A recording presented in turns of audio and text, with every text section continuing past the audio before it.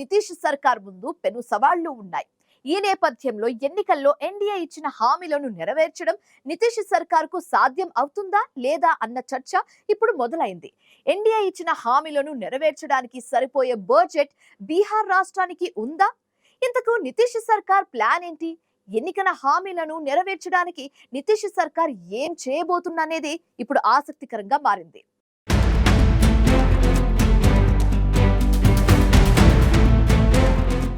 JDU అధినేత Nitish Kumar record స్థాయిలో 10వసారి బీహార్ ముఖ్యమంత్రిగా ప్రమాణ స్వీకారం చేశారు. బీహార్లో 243 అసెంబ్లీ స్థానాలుండగా ఈసారి 202 సీట్లతో తిరుగులేని మెజారిటీని ఎన్డీఏ కైవసం చేసుకుని మరోసారి అధికారంలోకి వచ్చింది. దీంతో బీహార్ ముఖ్యమంత్రిగా నితీష్ కుమార్ ప్రమాణ స్వీకారం చేశారు. అయితే అసలు కథ ఇప్పుడే మొదలైంది. అంటే అవుననే సమాధానం వినిపిస్తోంది. త్వరలో తమిళనాడు, పశ్చిమ బెంగాల్, కేరళ, అస్సాం రాష్ట్రాల్లో అసెంబ్లీ ఎన్నికలు జరగనున్నాయి. వీటిలో పశ్చిమ బెంగాల్లో బీజేపీ అత్యంత ప్రతిష్టాత్మకంగా భావిస్తోంది. ఈ క్రమంలో బెంగాల్ ఎన్నికలు ముగిట బీహార్లో ఇచ్చిన హామీల అమలు అనేది చాలా కీలకంగా మారనుంది. బీహార్లో భారీగా నిధులు ఉంటేనే సాధ్యమయ్యే 25 హామీల అమలు ఎన్డీఏ కూటమికి ఛాలెంజింగ్ గా మారిన పరిస్థితి నెలకొంది. బీహార్లో వరుస విజయాలు ఎన్డీఏ కూటమిపై ప్రజలకున్న విశ్వాసాన్ని ప్రతిబింబిస్తున్నాయి. ఇంతలా ప్రజలు బ్రహ్మరథం పడుతున్నప్పుడు వారి అంచనాలను అందుకోవాలనే ఒత్తిడి సీఎం సీటులో కూర్చున్న వారిపై పడుతుంది. ఇక ఈసారి ఇదే ఒత్తిడిని సీఎం నితీష్ ఎదుర్కోబోతున్నారు. బీహార్లోని వివిధ వర్గాల ప్రజలకు ఇచ్చిన 25 హామీలే ఈసారి ఎన్డీఏ కూటమి విజయంలో కీలక పాత్ర పోషించాయి. అందుకే వాటన్నింటినీ నెరవేర్చడంపై నితీష్ ప్రత్యేక శ్రద్ధ పెట్టాల్సి ఉంటుంది. ఎన్డీఏ ఇచ్చిన హామీలను అమలు చేయడం ఆషామాషి విషయమేమీ కాదు. ఇందుకోసం పెద్ద ఎత్తున ఆర్థిక వనరులను సమకూర్చుకోవాల్సి ఉంటుంది. ఇందుకోసం కేంద్ర ప్రభుత్వంతో సమన్వయం చేసుకోవాలి. ఆయా హామీల అమలు విధానాలకు రూపకల్పన చేయాలి. ప్రభుత్వ యంత్రాంగాన్ని క్షేత్రస్థాయి దాకా సమాయత్తం చేయాలి. మరోసారి సీఎం సీటులో కూర్చున్న నితీష్ ఎదుట ఈ సవాళ్లన్నీ నిలిచి ఉన్నాయి. రాబోయే 5 ఏళ్లలో యువతకు 1 కోటి ఉద్యోగాలను కల్పిస్తామని సీఎం నితీష్ సారథ్యంలోని ఎన్డీఏ కూటమి చెబుతోంది. ఈ లెక్కన ప్రతి సంవత్సరం సగటున 20 లక్షల మందికి ఉద్యోగ అవకాశాలను సృష్టించాలి. ఇది అంత ఈజీ విషయం కాదు. ఇంత పెద్ద సంఖ్యలో ఉద్యోగ అవకాశాలు క్రియేట్ కావాలంటే క్షేత్రస్థాయిలో చాలా కసరత్తు జరగాలి.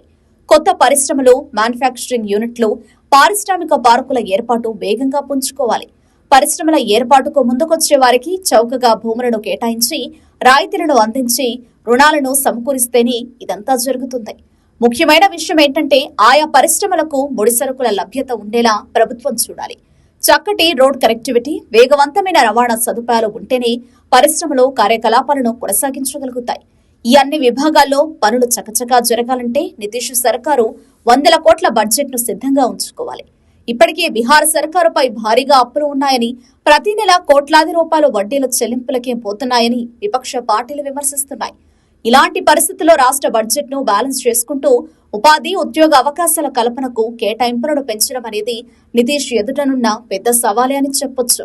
మన దేశంలో పారిశ్రామికీకరణ చాలా తక్కువగా జరిగిన రాష్ట్రాల్లో బీహార్ ఒకటి.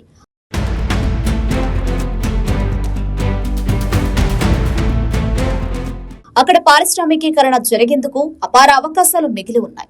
అయితే ఆ గోల్డెన్ ఛాన్స్ లను తప్పకుండా అందిపుచ్చుకుంటామని ఎన్నికల వేళ ఎన్డీఏ కూటమి హామీ ఇచ్చింది. రాష్ట్రంలోని ప్రతి జిల్లాలో అత్యాధునిక మ్యానుఫ్యాక్చరింగ్ యూనిట్లు, 10 కొత్త పారిశ్రామిక పార్కులను ఏర్పాటు చేస్తామని చెప్పింది. 5 మెగా ఫుడ్ పార్కులను ఏర్పాటు చేసి వ్యవసాయ ఉత్పత్తుల ఎగుమతులను రెట్టింపు చేస్తామని వెల్లడించింది. 2030 నాటికి పప్పు ధాన్యాలు ఉత్పత్తిలో బీహార్ స్వయం సమృద్ధి సాధించేలా చేస్తామని ప్రకటించింది. మఖానా, చేపలు, ఇతర ఉత్పత్తులకు ప్రపంచం ఎగుమతి కేంద్రంగా బీహార్ను మారుస్తామని స్వయంగా ప్రధాని మోదీ మాటిచ్చారు. Mithila mega textile design park, Ang mega silk పార్కుల ఏర్పాటుతో బీహార్ను దక్షిణాసియా వస్త్ర, పట్టు కేంద్రంగా తీర్చిదిద్దుతామని మోదీ హామీ ఇచ్చారు. రాష్ట్రంలో 100 ఎంఎస్ఎంఈలు పార్కులు, 50,000కు పైగా కుటీర పరిశ్రమలను ఏర్పాటు చేయిస్తామని సీఎం నితీష్ వెల్లడించారు. ఇవన్నీ మెగా ప్రాజెక్టులే. కేంద్ర రాష్ట్ర ప్రభుత్వాలు సమన్వయంతో ముందుకు సాగితేనే ఈ హామీలను నెరవేర్చడం సాధ్యమవుతుంది. భవిష్యత్తులో కేంద్ర బడ్జెట్లో బీహార్కు ఎంత వాటా దక్కుతుందనే అంశమే ఈ హామీల అమలు సాధ్యమా కాదా అనేది తేలుస్తుందని రాజకీయ విశ్లేషకులు చెబుతున్నారు. మరోసారి నితీష్ కుమార్ సీఎం అయ్యారంటే అందుకు ప్రధాన కారకులు మహిళా ఓటర్లు అనడంలో అతిశయోక్తి లేదు. వాస్తవానికి గత 2 దశాబ్దాలుగా మహిళా ఓటు బ్యాంకు నితీష్ వైపే మొగ్గు చూపుతోంది. నితీష్ అమల్లోకి తెచ్చిన విప్లవాత్మక సంక్షేమ పథకాల వల్లే బీహార్ వనితలు మరో ఆలోచన చేయకుండా ఎన్డీఏ కూటమి పక్షాన నిలుస్తున్నారు. సరిగ్గా అసెంబ్లీ ఎన్నికలకు ముందు బీహార్లో ముఖ్యమంత్రి మహిళా రోజ్గార్ యోజనను నితీష్ అమల్లోకి తెచ్చారు. సొంత వ్యాపారాలు పెట్టుకునే ఆసక్తి కలిగిన కోట్లాది మహిళల బ్యాంకు ఖాతాల్లో 10,000 రూపాయల చొప్పున జమ చేయించారు. ఇంకా కోట్లాది మంది మహిళలు 10,000 కోసం అప్లై చేసుకుని వెయిటింగ్ లిస్ట్ లో ఉన్నారు. మళ్లీ సీఎం సీటుపై కూర్చున్న నితీష్ మిగతా మహిళలకు 10,000 రూపాయలను అందించడంపై ఫోకస్ పెట్టాల్సిన అవసరం ఉంది. ఇందుకోసం భారీగా నిధులు అవసరమవుతాయి. 10,000 రూపాయల ఆర్థిక సాయంతో బిజినెస్ ను బాగా డెవలప్ చేసుకునే మహిళలను గుర్తించి వారికి విడతల వారీగా 2 లక్షల రూపాయల దాకా సాయం అందిస్తామని ఎన్నికల వేళ నితీష్ ప్రకటించారు. రాబోయే 5 ఏళ్లలో అందుకోసం కూడా నిధులను ఎన్డీఏ సర్కార్ రెడీ చేసుకోవాల్సి ఉంటుంది.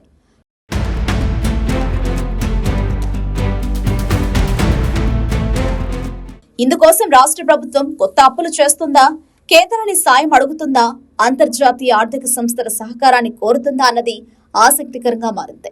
బీహార్ ప్రజల తలసరి వార్షిక ఆదాయం చాలా తక్కువ. ప్రస్తుతం రాష్ట్ర ప్రజలు ఏటా సగటున 87,000 ఆదాయాన్ని మాత్రమే సంపాదిస్తున్నారు. అంటే ప్రతి నెల 7,500 లోపే ఆర్జిస్తున్నారు. బీహార్ ప్రజల రోజువారీ సగటు సంపాదన కేవలం 250 మాత్రమే. ఈ నేపథ్యంలో రాష్ట్రంలోని అన్ని కుటుంబాలకు ప్రతి నెల 125 యూనిట్ల ఉచిత విద్యుత్ను ఇస్తామని సీఎం నితీష్ మాటిచ్చారు. ఈ హామీ నితీష్ కు చిన్నదే కావచ్చు, కానీ ఆదాయం అంతంత మాత్రంగానే ఉన్న బీహారీలకు చాలా పెద్ద విషయం. దీన్ని రాష్ట్ర ప్రజలు సీరియస్ గా తీసుకుంటారు. ఇక తమకు 0 కరెంటు బిల్లు వస్తుందనే ఆశతో ప్రజలున్నారు. వారి ఆశను అడియాస చేయకుండా ఆ హామీని అమలు చేయాల్సిన బాధ్యత నితీష్ పైనే ఉంది. ఎన్డీఏ సర్కారు ఉచిత విద్యుత్ కోసం ఏటా 20,000 కోట్ల దాకా ఖర్చు పెట్టాల్సి రావచ్చు. విద్యుత్ తయారీ సంస్థలు, విద్యుత్ పంపిణీ సంస్థలకు సకాలంలో రాష్ట్ర ప్రభుత్వం పేమెంట్లు చేస్తుంటేనే ఉచిత విద్యుత్ పథకం 5 ఏళ్ల పాటు కొనసాగుతుంది. విద్యుత్ తయారీ, పంపిణీ సంస్థలతో సమన్వయం ఏమాత్రం దెబ్బతిన్నా పథకం అమలు కష్టతరంగా మారుతుంది. ఇక సామాజిక భద్రతా పెన్షన్ ను 400 నుంచి 1,100కు పెంచుతామని నితీష్ హామీ ఇచ్చారు. ఈ అదనపు చెల్లింపుల కోసం అదనపు బడ్జెట్ కేటాయింపులు తప్పనిసరి అవుతాయి. ఇక సంఘటిత రంగంలో పనిచేసే కార్మికులు, ఆటో టాక్సీ డ్రైవర్లకు తక్కువ వడ్డీకే పూచీకత్తు లేని వాహన రుణాలను అందిస్తామని ఎన్డీఏ హామీ ఇచ్చింది. ఆటో టాక్సీ డ్రైవర్లు, ఈ రిక్షా డ్రైవర్లకు 4 లక్షల జీవిత బీమా పాలసీని అందిస్తామని తెలిపింది.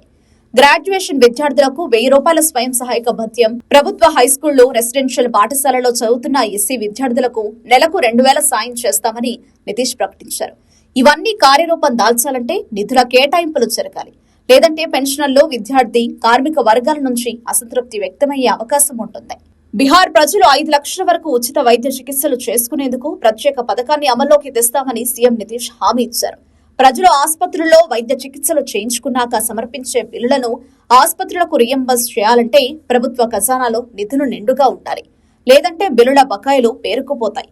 పథకం అమలు ఆగుతుంది. అలా జరగొద్దంటే నితీష్ సర్కారుకు ముందస్తు ప్రణాళిక అవసరమనే అభిప్రాయాలు వ్యక్తమవుతున్నాయి. ఇలాంటి పథకాలకు అదనపు నిధులను సిద్ధంగా ఉంచుకోవడం ప్రభుత్వానికి అత్యవసరం.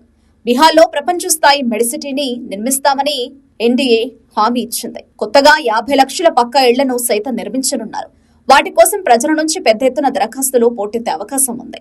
ఎన్నికల హామీలో మాటల్లో చెప్పుకోవడానికి చాలా సులభంగా ఉంటాయి, కానీ అమలు చేయాలంటే సరిపడా నిధులు కావాలి. అన్ని పథకాలకు ఒకేసారి నిధులను సమకూర్చుకోవడం దాదాపు అసాధ్యం. అందుకే నితీష్ సర్కార్ ఈ హామీలను విడతల వారీగా అమలు చేసే అవకాశం ఉంది. ఒకవేళ ఈ హామీల అమలు బాగా లేట్ అయితే రాబోయే రోజుల్లో జరిగే స్థానిక సంస్థలు, పశ్చిమ బెంగాల్, కేరళ, అస్సాం ఎన్నికల్లో ఎన్డీఏ కూటమి ప్రతికూలతను చవిచూడాల్సి రావచ్చు. ఇలాంటి పరిస్థితులు రాకుండా ఉండాలంటే నితీష్ సర్కార్ ఎలాంటి వ్యూహాలను అమలు చేస్తుందో చూడాలి.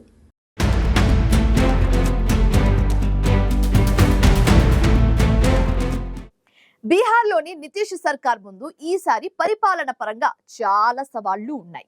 ఎన్నికల వేళ ఎన్డీఏ ఇచ్చిన కీలక హామీలను నెరవేర్చడం నితీష్ సర్కార్కు పెద్ద సవాలే. బీహార్ ఆర్థిక పరిస్థితి కూడా అంతంత మాత్రంగానే ఉండడంతో ఇంతకు నితీష్ ఏ విధంగా హామీలను నెరవేరుస్తారనేది ఆసక్తికరంగా మారింది.